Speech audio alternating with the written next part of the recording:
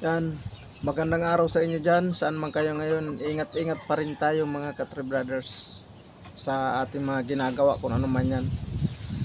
Ilang linggo rin tayo na hindi tayo nakapag-upload dahil sa sobrang busy natin sa trabaho. Grabe, kaya pasensya na talaga kayo. Pakita ko lang pala sa inyo mga Katri Brothers yung manok natin. Humaba na yung lawi niya, oh. Ito ay dalusapi na ugbusan. Yan, oh, kung tawagin sa Bisaya, ugbusan na dalusapi. Ito na siya ngayon, oh.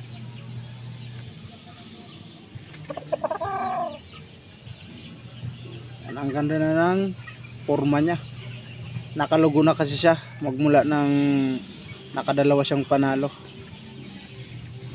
Talagang pulang-pula na yung kanya balahibo at ang haba na rin ng mga lawi.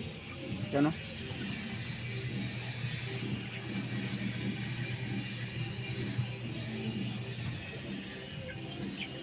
Yung kasama nito naglugon, yung bata na malaki natin naglugon siya mga Katri Brothers. Ang kagandahan dito mga Katri Brothers, pag sinugod ng kalaban, diretso siya angat, tapos bibigla babagsak, sinusunod-sunod niya yung kalaban sa palo. Kaya yun siya, talagang gumanda talaga siya maglaro mga Katri Brothers. Yung mga laro niya noong na una niyang panalo, talagang mas gumanda pa doon ang ginawa niya. Yan. Ganon ito maglaro mga Katri Brothers na ating manok na nakadalawa. Kadalasan na sugat niya sa daliri at yung sa pakpak, yung unang laban sa pakpak, talagang bawas sa bawas yung mga pakpak niya nun. Sa pangalawa, daliri na naman ang sugat niya, tapos may kunting sugat din sa banda pitso. Parang hiwa lang ba, yun lang. Eh, napakaganda maglaro nito mga.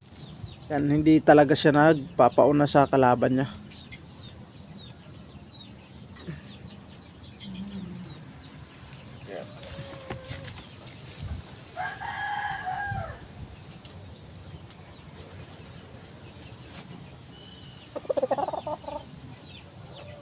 Mas lalo pa siya gumanda mga Katri Brothers.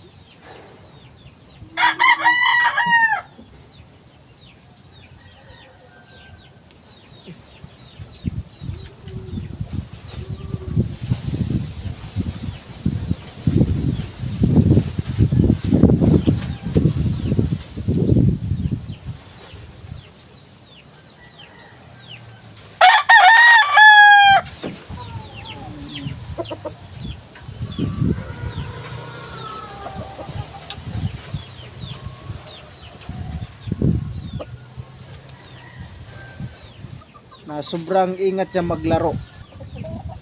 Yan.